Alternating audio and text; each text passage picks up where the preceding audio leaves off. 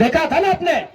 अरे पुलिस तो छोड़िए, पानी बरसाने वाली गाड़ी थी, आंसू गोला छोड़ने वाली गाड़ी थी, रबर गोली छोड़ने वाली गाड़ी थी, अग्निशमक की गाड़ियां थी, जैसे मानो किसी आतंकवादी से लड़ाई में आए हैं।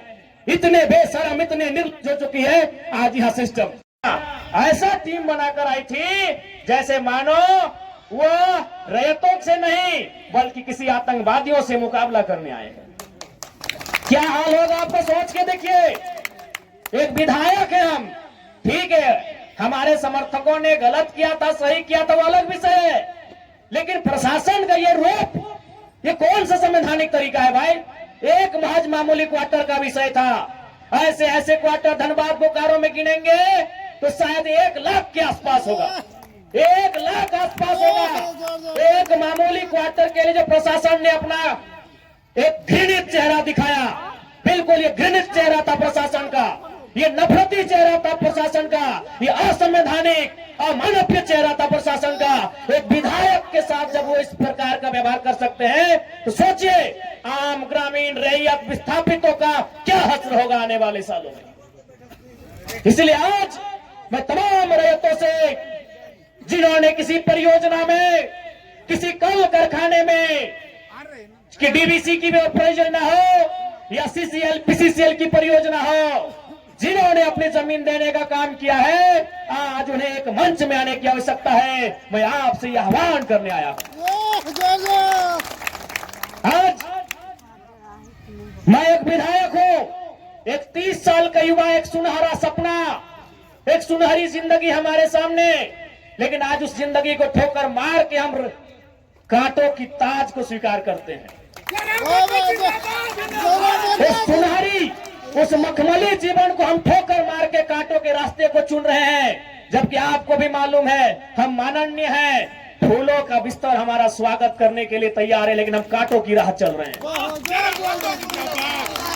आज प्रत्येक दिन दर्जनों ठेकेदारों का फोन आता है, बैठेंगे विधायक जी, दर्जनों वीआईपी लोगों का फोन आता है, 2 मिनट बैठिए विधायक जी, और आपको भी मालूम है उनके साथ बैठेंगे तो क्या डील होगा, आपको भी मालूम है। करोड़ों में ना सही लाखों में तो डील जरूर होगा। यानी एक मखमली बिस्तर को हम ठोकर मार के कांटों के साथ चल रहे हैं। किसके लिए? झारखंड के वंचित आवाम के लिए हम चल रहे हैं। आज क्या कमी होगी, एक माननीय को क्या कमी हो सकती है भाई। हमें आवास मिलेगा, गाड़ी की सुविधा मिलेगी, टीए मिलेगा, हर प्रकार की सुविधा मिलेगी, भत्ता मिलेगा, हवाई यात्रा मिलेगा, रेलवे की यात्रा मिलेगी और लाखों रुपए की सैलरी मिलेगी। दरकिनार करते उस ऐशो आराम के जीवन को ठोकर मारते हुए हम आपके बीच विधायकी के साथ साथ अपनी जान को हथेली में लेके घूम रहे हैं। बताइए कोई झारखंड के इतिहास में ऐसे आज के इस दौर में एक भी विधायक का नाम बताइए।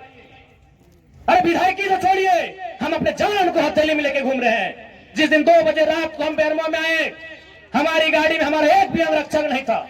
वे लोग सोच चुके थे, हमने कहा कोई दिक्कत नहीं है। हमने केवल ड्राइवर को फोन किया, वो भी अपने ससुराल में थे, क्योंकि आपको भी मालूम है मेरे घर में इतना जगह नहीं है कि हम 4 लोगों को ठहरने के लिए बोल सके। बगल में हमारे एक मित्र का घर है, वहीं रात रहने के लिए हम जाते हैं, वो विधायक है। हमने तुरंत कहा कि अगर हम अपने अंगरक्षक को लेने के लिए जाएंगे तो शायद 10 से 15 मिनट का लेट होगा, उतना देर में हम कम से कम डुबरी की दूरी पार कर जाएंगे। 20 किलोमीटर हम 15 मिनट में सफर कर जाएंगे, इसलिए अंगरक्षक को सोने दीजिए, हम अकेले आएंगे।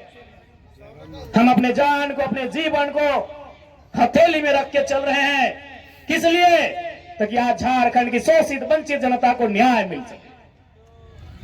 तो आप इतना तो कर सकते हैं, एक 30 साल का लड़का अपने आराम के जीवन को छोड़कर, ऐसो आराम को छोड़कर आज आपके लिए कांटों के रास्ते में चलने के लिए तैयार है। आप कम से कम ये जो 15, 16, 50, 60 समितियां बना के रखे हैं विस्थापन के नाम में, क्या एक नहीं कर सकते हैं? आप जिस दिन एक करेंगे इनको यहां से उखाड़ के फेंक देंगे। अब कीजिए। आज बीएसएल में भी हम जाते हैं, वहां 52 समितियां हैं। विस्थापन मोर्चा, विस्थापन क्रांतिकारी मोर्चा, विस्थापन उलगुलान मोर्चा, तो विस्थापन इनकलाब मोर्चा, 52 से 50 समितियां हैं। आप अपने आप को एक कीजिए, आज अपने निजी स्वार्थ का त्याग कीजिए, आज अपने मन के मतभेद को त्याग कीजिए, क्योंकि आज अगर नहीं संभले तो याद रखिएगा आने वाले 20 सालों में, अरे आज तो कम से कम आपके हिस्से की बात कोई कर पा रहा है, आपकी हक की बात कोई बोल पा रहा है, आने वाले दिन अगर बोलेंगे ना तो शायद आपकी जबान काट ली जाएगी, बिल्कुल काट ली जाएगी। ये कौन सा रूप था, आप ही बताइए, कौन सा रूप था प्रशासन का? आज हो सके आज भी मेरी बातों को कुछ लोग तरोड़ मरोड़ के प्रस्तुत करेंगे कि विधायक के बोल सुनिए। अरे उनको नहीं मालूम है विस्थापन का दर्द क्या होता है। अगर वे विस्थापन को अध्ययन कर लेते तो शायद ये बोली बोलने का अवसर नहीं देखते। इसलिए आज मैं आपको स्पष्ट कहना चाहूंगा, और मैंने विधायक बनने से पहले ही कहा था, मैंने सांसद का चुनाव लड़ने से पहले ही कहा था कि आज जो हाल मैं देखता हूं पूरे झारखंड का, आज जो मैं अफसरशाही का व्यवहार देखता हूं, आज जो मैं प्रबंधन की मनमानी देखता हूं, मैंने बहुत दुखी होकर कहा था कि मैं पीएचडी का स्कॉलर हूं, लेकिन मैं शायद इस बात को आप लोग मेरा गलत कहें, लेकिन मैं कह रहा हूं कि कोयला अंचल में रहने वाले लोग जो विस्थापित लोग हैं, वो हम दो हमारे दो नहीं, 2 बच्चों को एक्स्ट्रा जन्म दीजिए और उनको केवल और केवल विद्रोह की भावना के साथ तैयार कीजिए कि आपको बदला लेना है। बिल्कुल इस मेरी बात से बहुत सारे लोगों की आपत्ति होगी कि माननीय कैसा बोल रहे हैं, लेकिन उनको क्या मालूम कि जिस जमीन को हमारे बाप दादा ने 1970 में दिया है, हमारे बाबूजी मर गए, लेकिन आप भी जवान बेटा वो बुढ़ापे की ओर चला गया है, लेकिन इंसाफ नहीं मिल पाया है। और ये तो गनीमत है। झारखंड के किसान भोले भाले हैं, झारखंड के किसान सरल हैं, झारखंड के किसान सीधे साधे हैं कि आज 1970 की लड़ाई को घिस घिस कर अपने जीवन को, अपने खून को गला गला कर लड़ रहे हैं। अरे ये बंगाल याद होगा तो 1964-65 का दौर था। एक दिन पहले कुछ जमींदारों ने, कुछ सामंतवादियों ने एक किसान को मारा था, उन्होंने नक्सलवादी और नक्सलवादी जैसे घटना को अंजाम दे दिया था। एक दिन पहले ये तो झारखंड के किसान हैं कि 70 साल से बर्दाश्त कर लिए, बंगाल के किसानों ने एक दिन बर्दाश्त नहीं किया था। आज आप नक्सलवादी सुनते हैं ना, नक्सली नक्सली नक्सली, ये डिक्शनरी का वर्ड नहीं है, नक्सली कोई पूरा वर्ड नहीं है। नक्सली बुरा हो सकता है, नक्सली वर्ड बुरा वर्ड नहीं है। नक्सली एक्चुअल में वास्तव में बंगाल में दार्जिलिंग जो क्षेत्र है, वहां एक गांव है, उसका नाम है नक्सलवाड़ी। नक्सली कोई डिक्शनरी का शब्द नहीं है जिसको हम लोग झारखंड में सुनते हैं नक्सली। एक बंगाल का गांव है, उसका नाम है नक्सलवाड़ी। उसी गांव में घटना घटी थी।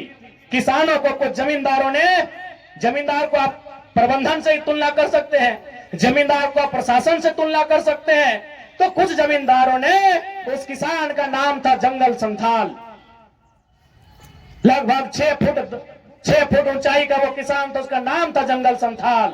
उस किसान के कुछ साथियों को लाठी डंडे से पीटने का काम किया था।